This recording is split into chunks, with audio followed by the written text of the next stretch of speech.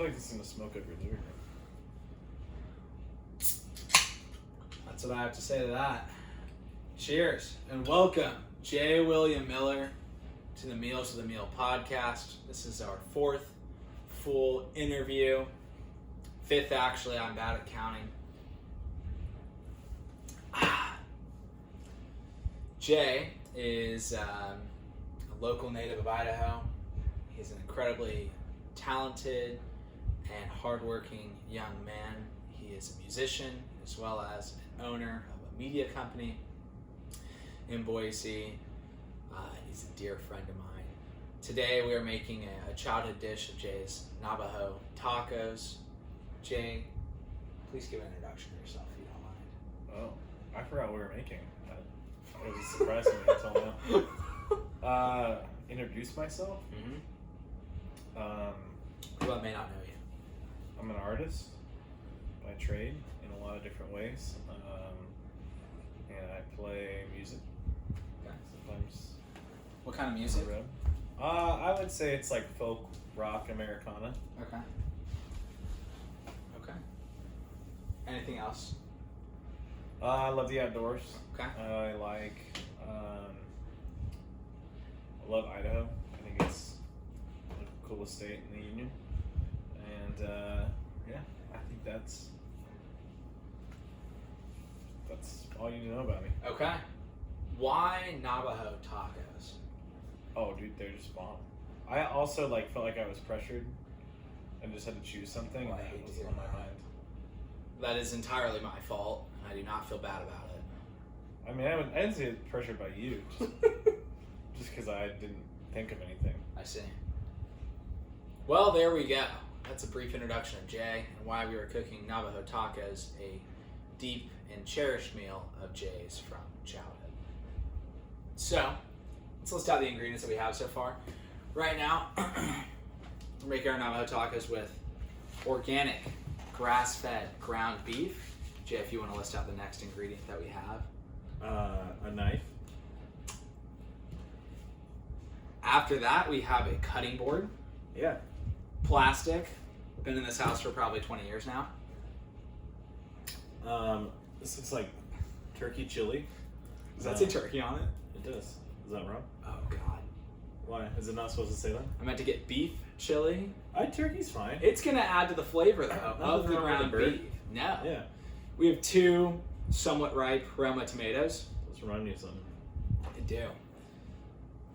This is a lime. How firm is the lime? It's actually not that firm. It's a little squishier than I would have thought. I think do you like the squishiness of the lime or no squishy lime? I don't know what it means either way, so. I don't either. Next, we have sour cream. I don't even like sour cream, but I got it because it's a topping item and I'm not going to limit my guest topping. I actually hate sour cream too. I'll be returning it to when I left my receipt at Winco. There we are. It's 99 That could cents. have been, I was going to say that could have been no more than $1.50. It was 99 cents. And finally, our last ingredient, Jay, if you could mind introducing it to us. Let us look at this lettuce here. Yes, nice head of iceberg lettuce. And there's actually one more ingredient in the oven right now. That is the bread, which is now rising. But until then, let's just start with the creation process of the meat filling itself. Now, Navajo tacos are, as you may or may not know, are delicious, but also they're made of ground beef or some other forms of meat. But that's not why we're here. We're here because of Jay. So Jay, I've got some questions for you. I'm just going to outline them real briefly.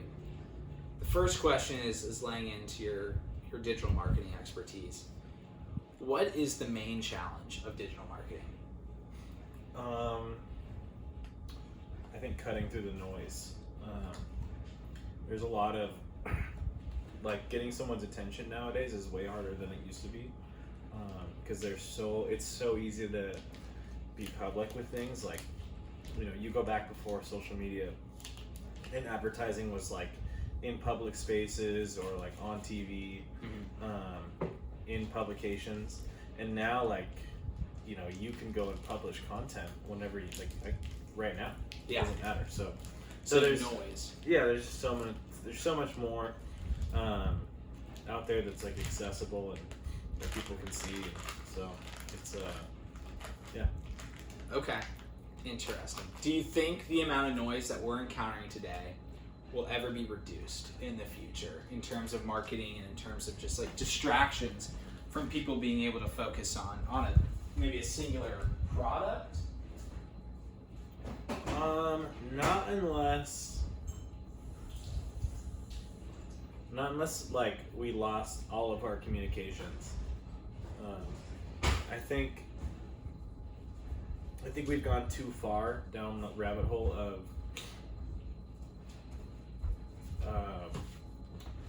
social media and stuff. Like it's gonna take generations and generations to like actually want to cut back from that, because even like Gen Z and the generation after them, Generation Alpha, is like kind of understands the harm of social media, but still isn't absent from it. I see. What dramatic change? I know you said. Did you say a destruction of technology essentially? Yeah, like if some like meteor hit or something, and like our communication was shattered, or some solar flare, which I'd honestly be totally down for. I'm super down for that. Like, take me back to the early 1900s. Okay, so now that brings up another interesting point. You just said that, which is essentially destruction of your career. Oh, in a for sure. sense. Well, yeah, but I never look at it like, I think I know a lot of artists that, like, if someone took away Photoshop and Illustrator, they'd be like, I don't know what to do, but like my job isn't knowing how to use the Adobe Creative Suite. My job is to like come up with ideas that solve my client's problem. Okay. So I could still do that in any context. Even if we were like cavemen, like there's that is still something to do. Okay. I like it. What's a shortfall that you've seen in digital marketing as of recent? What do you mean? Like, what is, when you look at the future of digital marketing, where are there possibly some issues?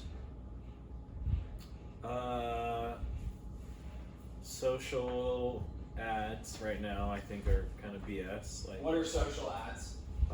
Advertising on like Facebook, Twitter, Instagram, TikTok, like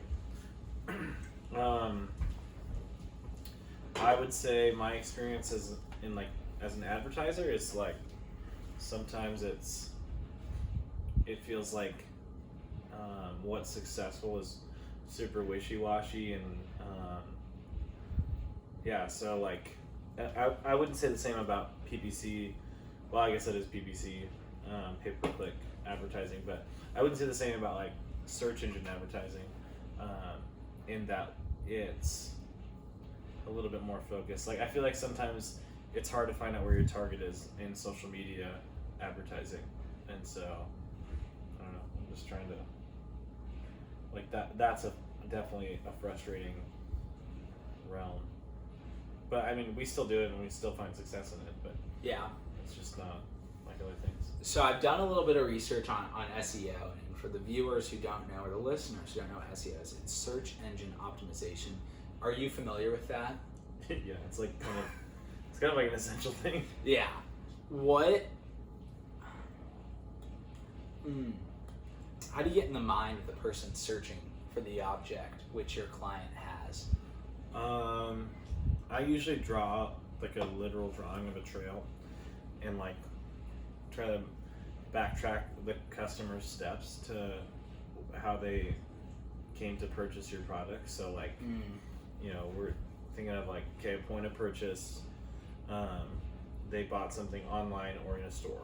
So how do we take that so how do they get to the website or the store? And then from there, like, what's the thing that's catching them and what's the thing that's convincing them to buy? And so you think of like keywords, and like you want to try and know your audience so well that you know what they're going to search to purchase that thing. Is that so? That's an interesting point. Do you think that's how some people reach the conclusion when they say like Google knows you better than you know yourself? Is it because people have done something similar to you, where they've backtracked how people get to certain endpoints, maybe in their shopping experience or in their browsing experience, and then they push targeted ads towards you that could end up on that product? Yeah. I mean, the better you can define a customer, the easier it is to like hyper focus what they're going to see. And AI has been like an interesting journey, because now people are using AI to generate ads, which isn't really a new thing. Like, we've kind of been using computer learning for a while. Okay. But it's really interesting to see like how people take advertisements and they'll change something as like simple as the and this kind of is like sketchy, but like the race of the person holding a product or something, because it would appeal with someone who they want to see something that looks like themselves. Yeah. Sure. Or like someone might want like a really soft message to get them into something, or like it might be someone older who like just needs like a hard message of like, you need this. And so like I see. AI is learning based on what it knows about you and what like your digital profile with whatever company, which is like pretty robust, because without you consenting, like you consent to a lot of different things, but you don't really realize like they know when you buy things with your credit card. So like, oh really? Yeah, like so your cards are tied to you. They know like can pretty much figure out where you live, what's around you. They know your spending habits. They know and it's not like someone knows and is spying on you. It's just like anytime a computer can see a piece of information and link it to you, it just continuously builds that profile. I see. So and this is part of like kind of like the digital footprint or like profile that companies get of customers or of potential customers. Oh yeah, and you can like when you use public Wi-Fi, you're consenting a lot of times to your data being shared. I see.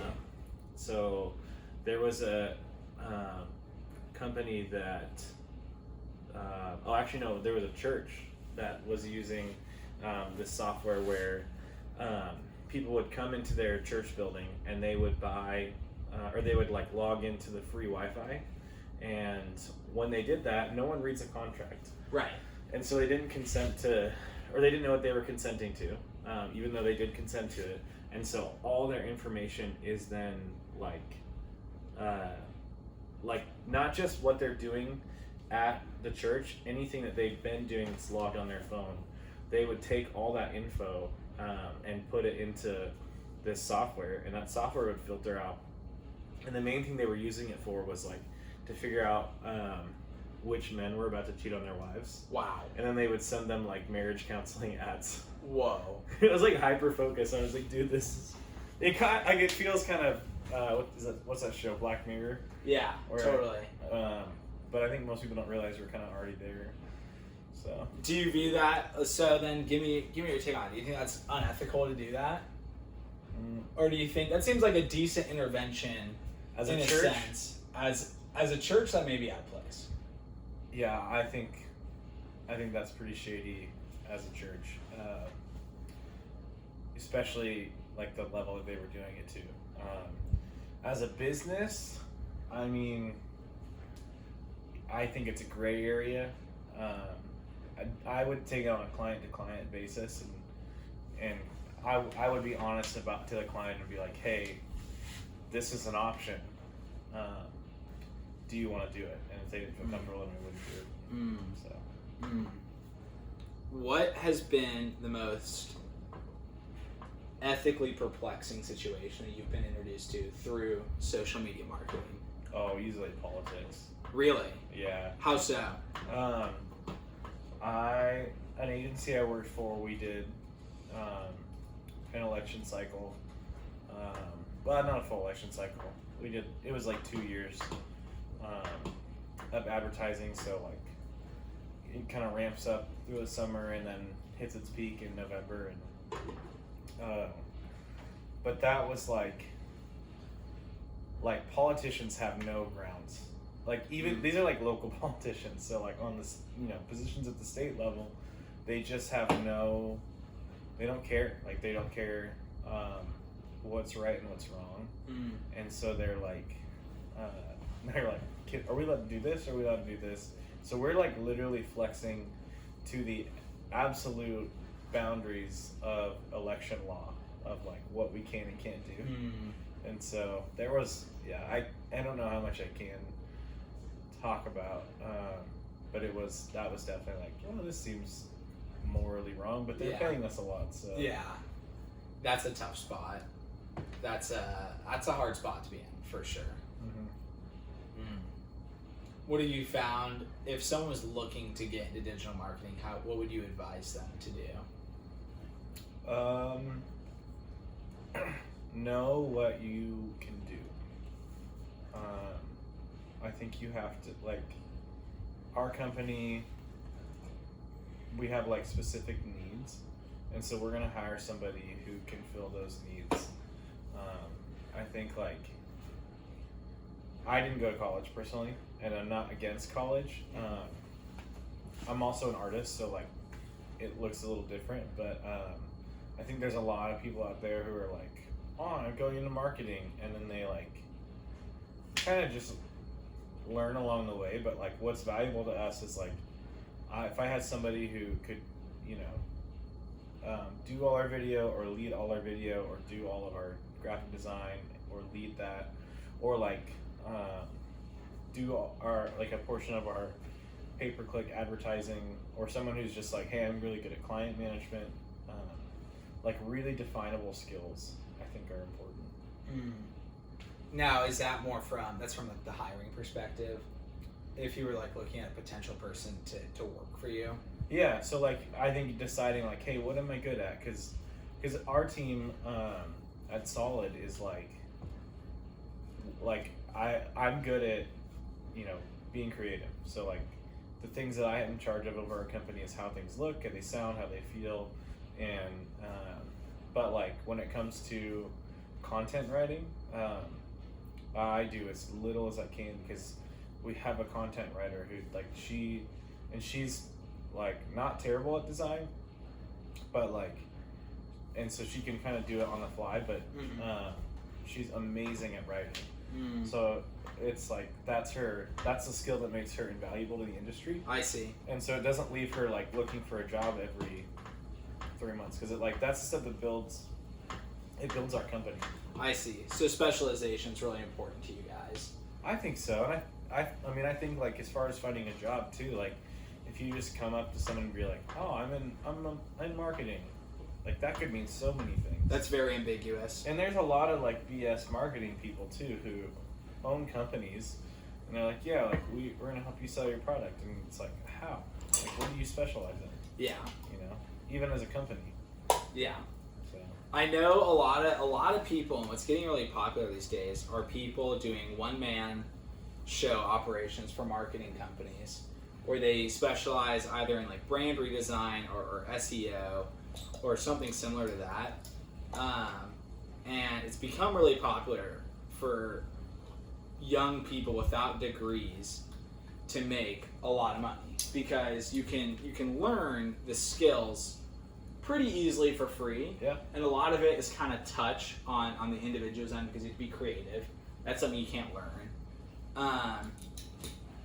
Do you see shortfalls with that, or potential issues with people going in and trying to sell their product with just learning what they have online?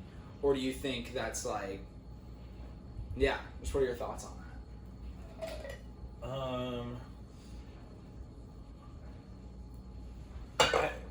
I think if you're determined and like want to work hard, I don't think finding an online path is a wrong thing for you. Like I said earlier, at the end of the day, like I'm solving my clients' problems. And that's your job. Yeah, and so if you can figure out a way to do that, like that's what makes money at the end of the day. It's not your, you know, when you just come to someone, you're like, oh, well, I studied at this institution. Yeah, and I know these people, and it's like, that's great.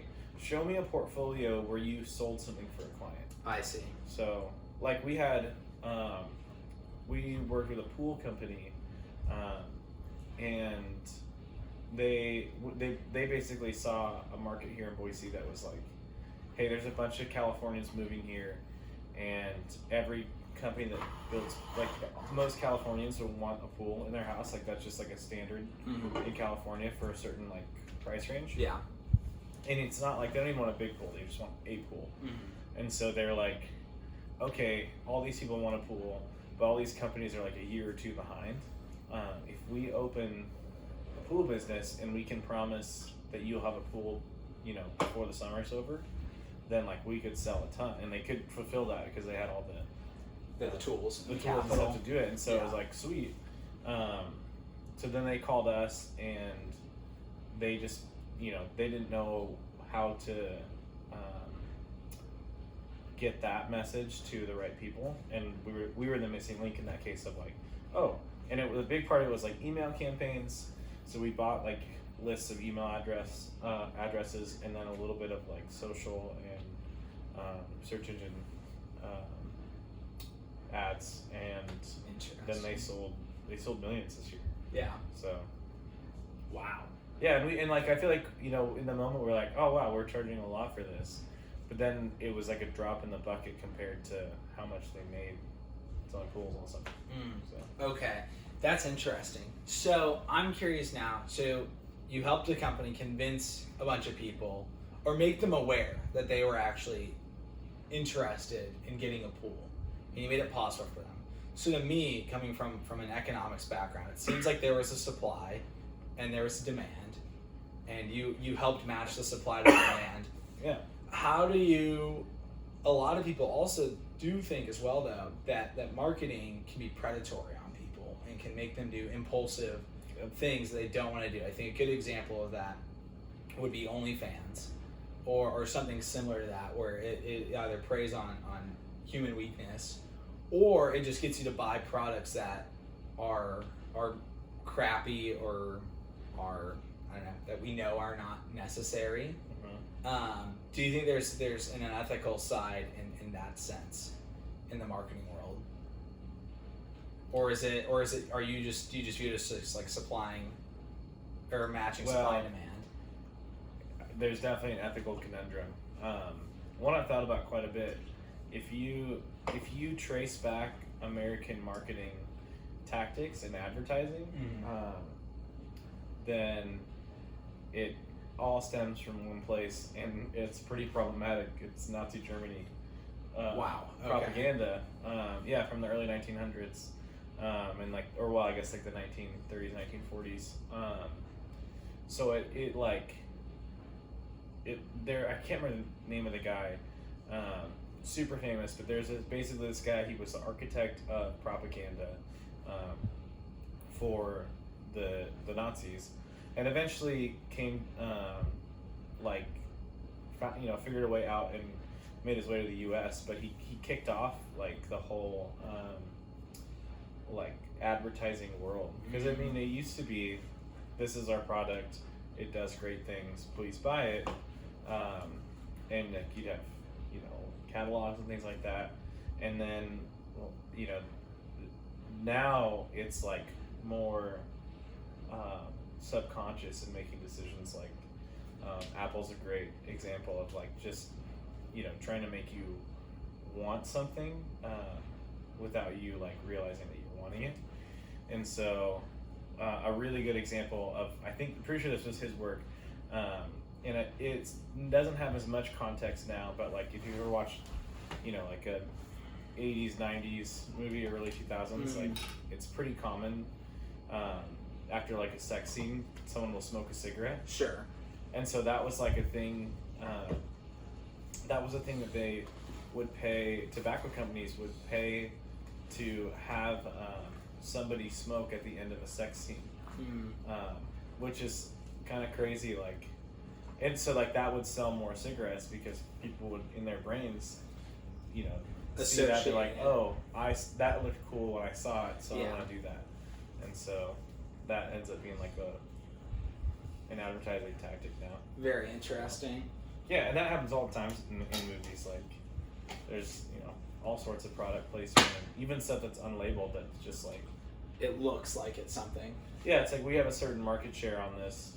If we just promote it in this movie and people buy more of the product, they'll most likely buy our product. So then does that mean that like when a producer is making a movie or a director potentially, are they going out to these companies and are they saying, hey, we're going to have a beer here. Do you want to pay to have your beer here, essentially? Yeah. How does that work? And who reaches out to who on that? I would guess it's like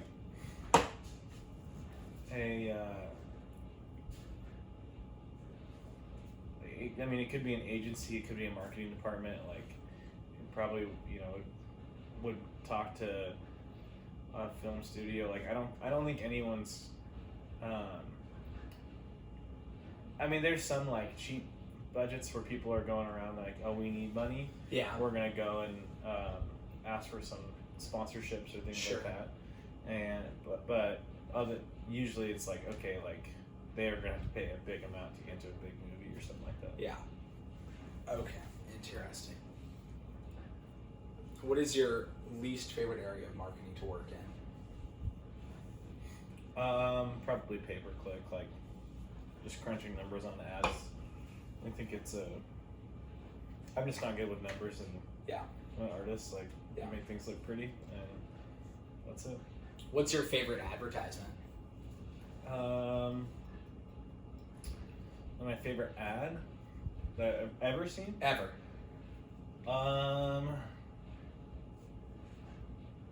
Gosh, I mean, there's lots of Super Bowl ads that are really great. I've really liked. Is it Dr. Squatch, the like soap? Yeah. Those have been good. Or Dollar Beard Club. So it's like the Dollar Shave Club guy, but then there was a Dollar Beard Club, and it's actually, I think it's called Drop in a Bucket. Just like a studio that they got famous doing that.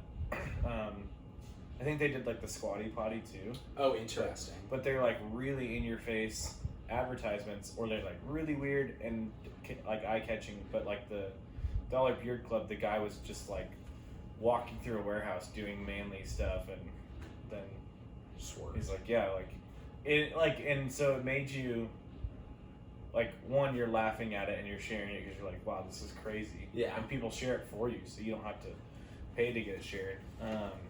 But then like it makes you subconsciously, you're like, oh man, like all this stuff that he's doing relates to him because has a cool beard. Yeah. Okay. That brings up two other points. You mentioned that people shared it because they thought it was funny. Yeah. So this is where I take it to two separate avenues. So you've got content that's shared because it's funny, and you've got content that's shared because it's maybe disturbing, or because it's like disturbing, Cringe, concerning. Cringe is another one. So what are some like? Do you think it's wrong to use certain avenues of media? Because I know as we see with like the news, for example, if it bleeds, it leads. If it's anything that like has to do with maybe harm or danger, that is what they focus on. And you could argue that media companies, not media companies, news companies are large media companies. Yeah. In a sense. Yeah. No. They in a definitely sense. are. I mean, I don't think there's any wrong avenue. I think if you're sticking to just like one or two lanes of advertising, you're doing everything wrong. Yeah. Because you never know. Like, you need to know where your customer is, and then also like where you can actually spread your message and cut above the noise. Yeah. So, which TikTok can be like, it's like super hit or miss. As an example, it's like, most of the time it's probably gonna miss. Yeah. It's hard to gain traction. but the opportunity, like if it does gain traction, and it like blows up really fast. Yeah. But it also burns pretty quick. Like it's, you know, there will be another thing next week or even in a few days that will take its place. So. Yeah, very interesting. That's true. Okay, I'm gonna grab the dough out of the oven for the bread. I'll be right back. In the meantime, Jay, tell them about your music and why you write.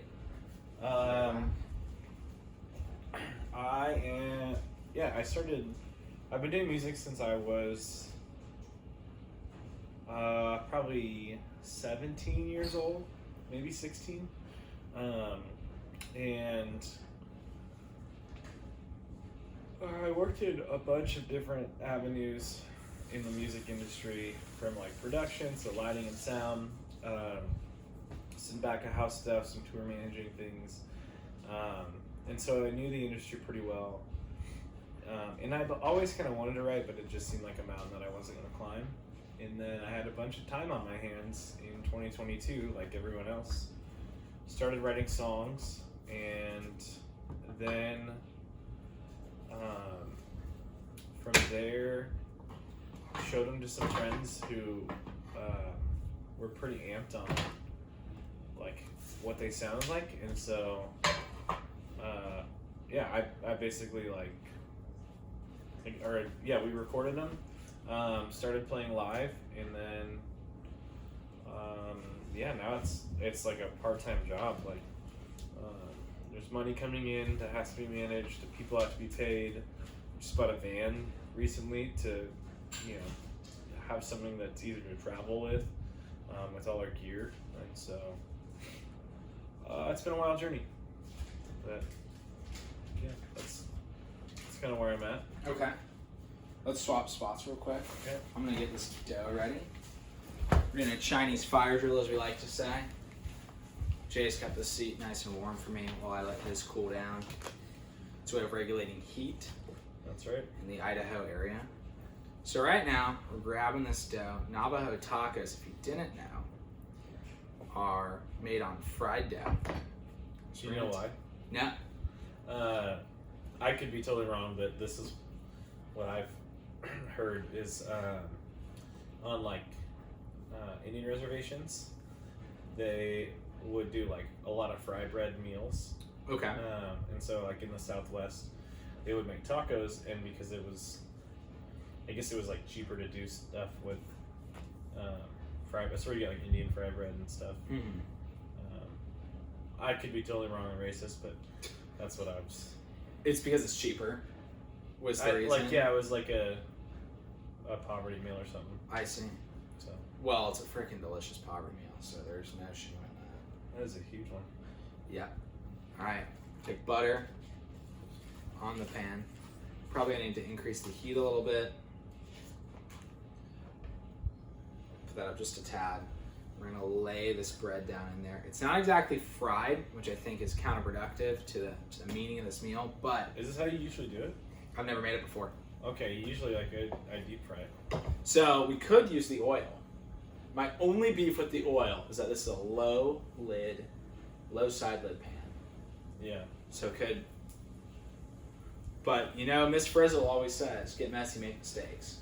I mean, I don't want your house to burn down. It won't burn down. Yeah, I'm curious to see if this works. Okay, let's try this, and then we'll try the other one for the next one. Okay, so now that we're on the music topic, what has been the most fulfilling part of pursuing music for yourself? It's been a multi-step journey because I started it just for me. Didn't intend on really sharing much, and it was just what I wanted, you know, things to sound like. And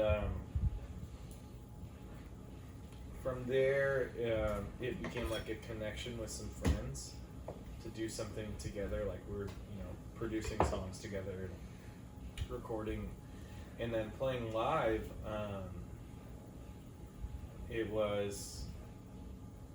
It didn't take long to get like a little traction, and there's not many shows that I play where somebody doesn't come up to me afterwards, either crying or just like pretty emotional in the way that a song lyric touch them or something, or and so, and I feel like if there's people who haven't heard me before, usually people will come up and be like, "Wow, we didn't expect you to be this good," which is cool. Yeah. But the thing that really like I think makes a big difference is just how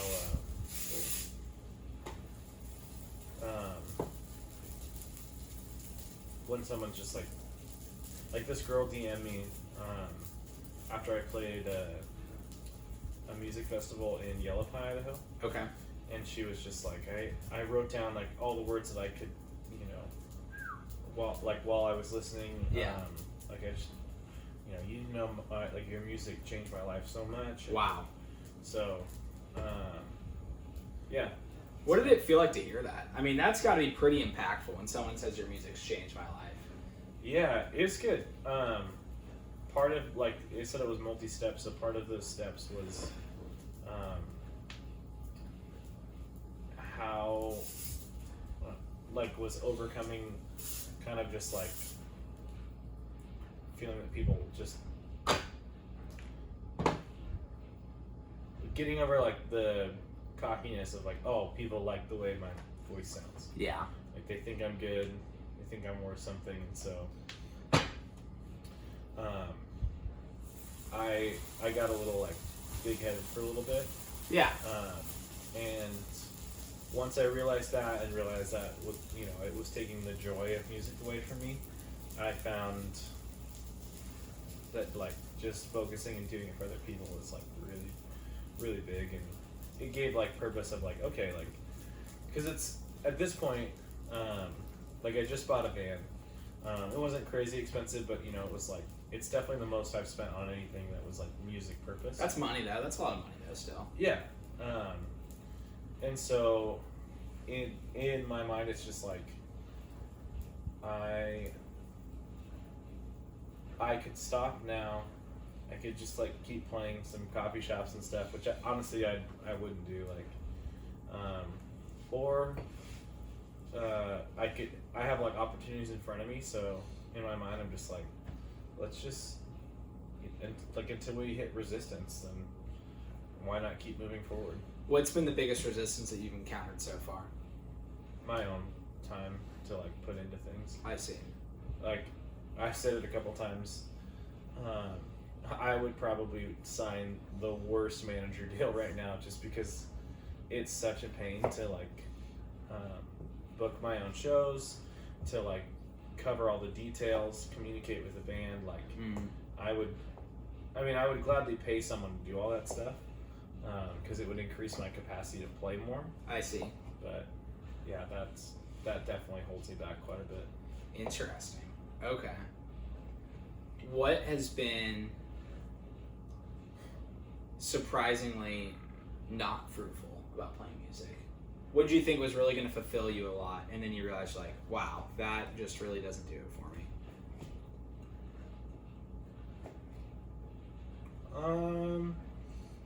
I don't know if there is anything that hasn't been great. I mean, no one likes loading in and loading out.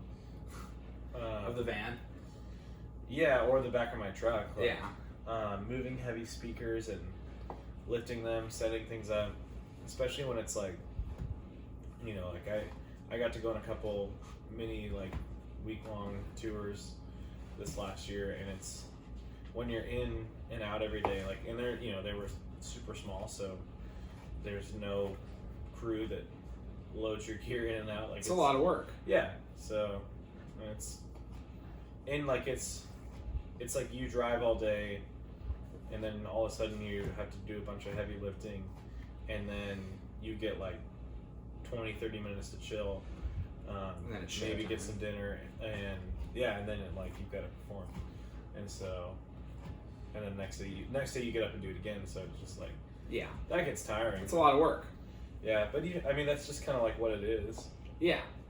What has been, so music is widely regarded, I would say, as an industry filled with drug addicts and with kind of messed up people, generally speaking.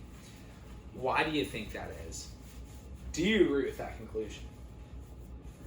Yeah, but I wouldn't say they're as bad of people as people think. Like, you know, you toss around like that someone's like a drug addict or something, and they're like, yeah, maybe they're addicted to coke or even worse, like heroin or something.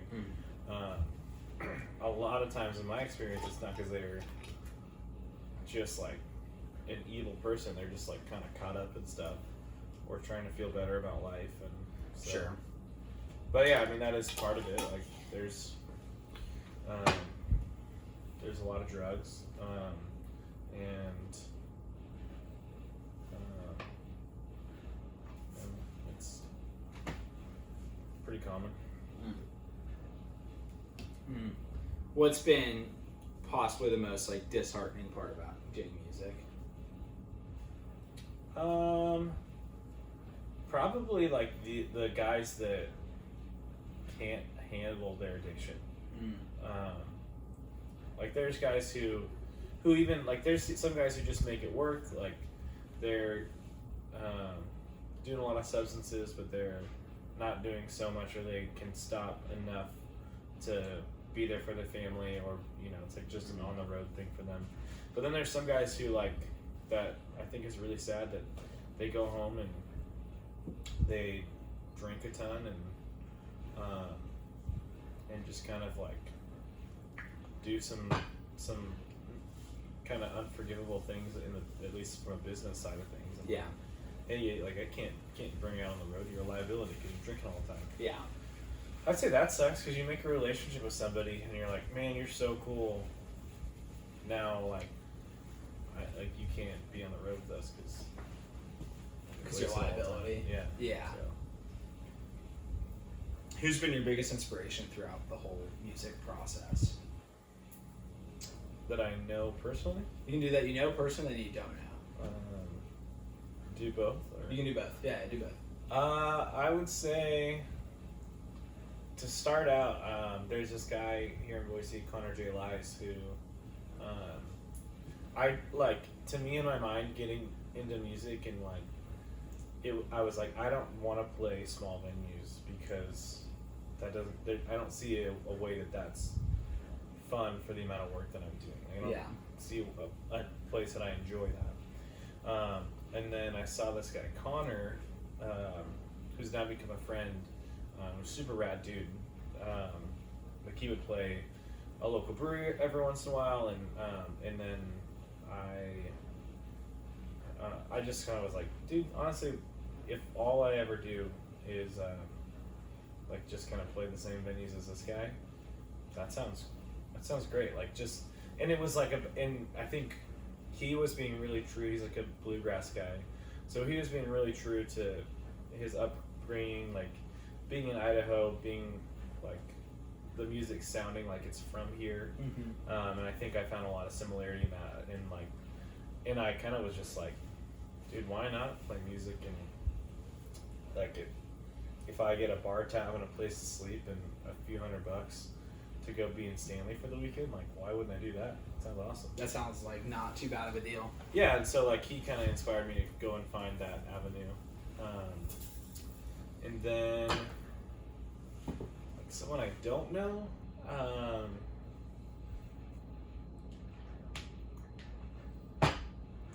mean there's a lot of musicians that I really like. I would say these two in the last year have actually, like, one's a comedian, one's a musician. I would say Jelly Roll, Okay. who's like a mixed genre country guy. The way that he like treats his fans and his humility has impacted me quite a bit. I played a festival that he was also playing, that I was like walked off stage after I was playing, really pissed about how things went down, and like and then like heard him later on just talking about why he does what he does, and I was just like, oh dude, I was in the wrong headspace. Like I'm lucky just to be here, that I got to play music today. So, and then the other guy, I would say, I've loved like Bert Kreischer, the comedian. You know who that is? No. He's like the dude that takes his shirt off. He's kind of chubby and He does like the machine bit. Okay.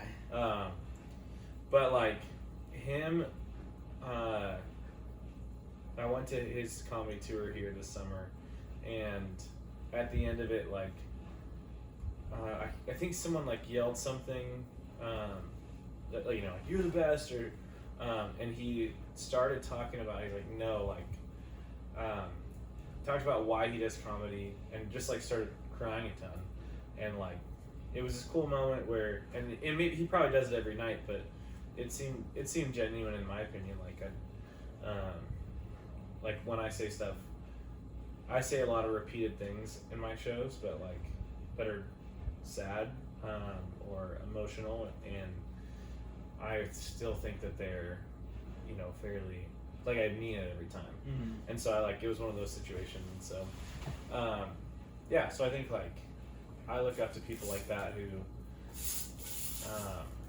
just don't take for granted what they're doing.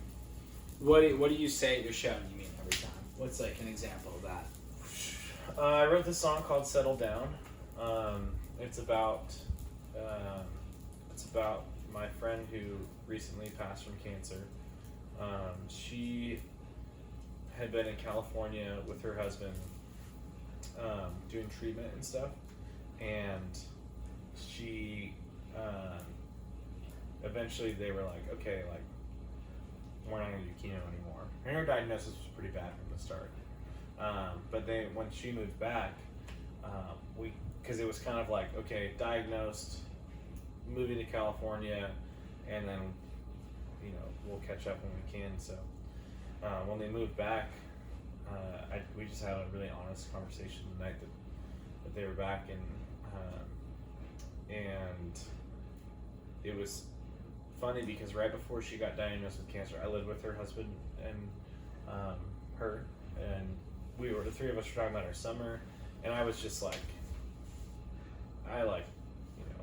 was worried about responsibilities and things like that. Of like, oh, I think this is summer of 2021, or I want to say it's 2 years ago now. Yeah. I was like, oh, like, we've got all these things to do, we can't go on all these trips, and then like that happens, like the nightmare scenario happens, and I told her, I was like, I was so wrong. And so like through her example and through like living out the end of her life, she the line in the song is like, I'll never settle down. Mm-hmm. Or it's like, I might be sick and tired, but I'll never settle down. Mm-hmm. And so for me, it's just like, that's something I'll talk about. It's been a little weird since she's passed. It's like to talk in depth about. Yeah. But it's a message that like I think is really unique to me, of just like I did play things pretty safe until that moment, and then it was just like, oh, like there's not a second of time on this earth that like is guaranteed to me. And so why would I waste anything? Why should I be so careful when at any moment I could not know I had something, or something could blow through this house and kill us all. Yeah. It's just like, it's so fleeting, and so I think that's, yeah, it's definitely heavier now when I'm like, yeah, she died, so yeah, definitely, yeah. Health concerns are always unexpected and harsh. Yeah. Usually. Certainly. Dang. Well, what's your favorite song that you've ever written? It's called Reservoir. It's not out yet. Okay. And it's about kind of like what happens when you bottle up your emotions. Okay. And yeah, I think it's the one that most people are like, whoa, I gotta listen to that song again. That girl who DM'd me, yeah, she was like, she mentioned the line from it, and she's like, this song was just crazy, like, special to me. And so I sent her one of the like so when you're in the process of mixing and like producing and doing a song, you'll have like mixes down the road. Yeah. And so I sent her one of the mixes, like the most recent one that we've worked on, to listen to. And I was like, oh, here you go. So. Dang. Yeah, it probably won't come out till next year. You heard it here first. Yeah, but it's, I don't know, that song, like we're doing a lot of stuff. It might get canceled, but we're trying to do a photo and video shoot this weekend, up in the mountains, and do like basically just have all my ducks in a row, have a tour planned out. So when we release that song, and then it would be like that song, another single, and then a full record. Would it be like a release tour? Kind of. It just would be like, I want to make sure I have some big shows lined up. Yeah. Before you release it. Yeah. Dang. I'm sad to hear that because I'd like to hear it now. Well. But I'll be patient because your music's pretty dang good. So it's worth waiting for. I'll show it to you, not in a recorded environment. Yeah. I can deal with that. That's fine. What would you say? What makes you the happiest? Do you pursue happiness, you feel like, or is that just like, do you understand it as a fleeting feeling and therefore don't really pursue it? No, I mean being outside in the mountains, that's like the easiest thing. I wrote a song called Stanley. It's it's a great song. Yeah, it's like about my grandfather kind of, and how he taught me to enjoy like the places that I have come to like know and love. And so he that's the Sawtooth Mountains have always just been like an epic getaway for me. Totally. Like when I'm there, there's just like not a worry in my brain. There can't be. Yeah. It is probably one of the greatest places in the world. Yeah. Without a doubt. Yeah, and like people ask me for lots of reasons if I'd ever move, and I can't imagine living in a place where I couldn't drive up and be in the Sawtooths when I wanted to. Let's start with one of these guys. Oh, where do you think you see yourself in 5 years? I hope our agency has grown enough to where I'm more managing a team. Okay. And can be a little bit more hands-off with the day-to-day production. Okay. I think that's a pretty easy reality, if I had to think about it. And then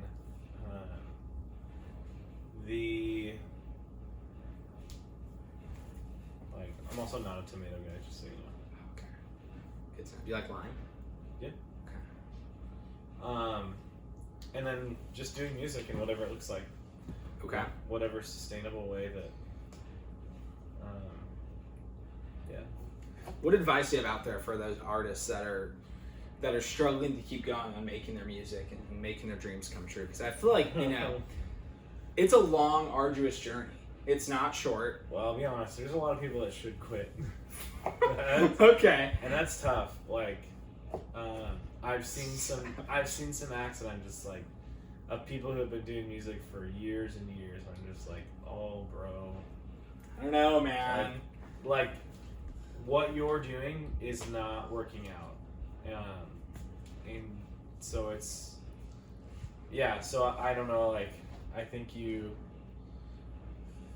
need to assess, like, I think it's good to give things a shot and take risks, but I really think you have to assess, like, is this actually worth my time anymore? Okay. Because there's lots of really cool things to do in the music industry. That is not just being... And if you're not, making... Like, you should do it. At the end of the day, you should do it because you love it. But if you're out there, like, trying to make it, big or something, and it's just not working, I'm like, okay, time to change your strategy. Totally. And find a way to do it because you love it for longer. Yeah. Cool. Jay, As we approach the end of our interview, I've got one question for you. What do you want to tell the people? What do you want the world to know? Hopefully this doesn't sound too generic, but I would say life is so worth living. It's worth taking stupid risks. And I think that people are worth getting to know, no matter how much of a douchebag they are. I think so much of this world is meant to be enjoyed, and yeah, you should go out and do that. Cool. All right, you heard it from Jay. Thank you guys for tuning in. Here we are with our Navajo tacos. Definitely not respecting the original creators of this dish. But we still thank you for this wonderful culinary addition to the world. So on that one, thank you guys. Cheers.